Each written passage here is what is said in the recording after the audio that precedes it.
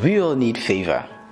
God's favor can cause you to succeed where success is impossible or too difficult to attain. And God's favor can cause you to be promoted beyond human understanding. And in times of difficulties, God's favor can shield you and protect you. We all need favor. But one thing is that no amount of money can buy the kind of favor that God gives. Neither can any man manipulate God to gain favor from his hands. But through prayer, God gives all of us the opportunity to ask Him whatever we need. And anytime you go to God in prayer, you actually affirm your faith and believe in the fact that all good and perfect gifts comes from God, and He gives generously to anybody who asks. God doesn't show favoritism nor partiality, but He gives to anybody who humbly asks. And those who are too prideful and arrogant to ask, they miss it all the time. And it doesn't matter how bad you may have blown it, if only you are willing to look to God and admit that He's the only one who can help you, and of course turn from your old ways, His favor will locate you. It is very important for us to pray to God for His favor, but we must also understand that God works according to His own wisdom and time. We should be careful not to feel discouraged when God seems to be delaying. Let's persevere and remain steadfast, for God's time is and remains the best.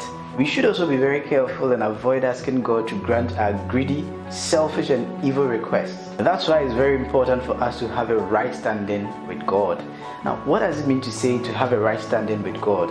It means to belong to Him in the sense that your whole life and all that you have and are is in the hands of God. It is to live in complete surrender to the will, purpose and plan of God for your life. It also means that you love God with all your heart, your mind and your soul. And this requires you to obey, trust and completely depend on God. Being in a right stand with God also means to be righteous. In the days of Noah, it was his righteous and blameless living that led him to find favor with God. It is not enough to know about God, but to have a personal walk and relationship with God is the key. For surely the Lord blesses the righteous and surrounds them with favor as with a shield. God will open a door for you. This is Jill Inspires, and I believe you have learned something in this episode. We are treating the ways to activate God's favor upon your life. Today we have talked about praying for God's favor because it is very important, but it is not everything. There are other things that we can do to activate the favor of God upon our lives.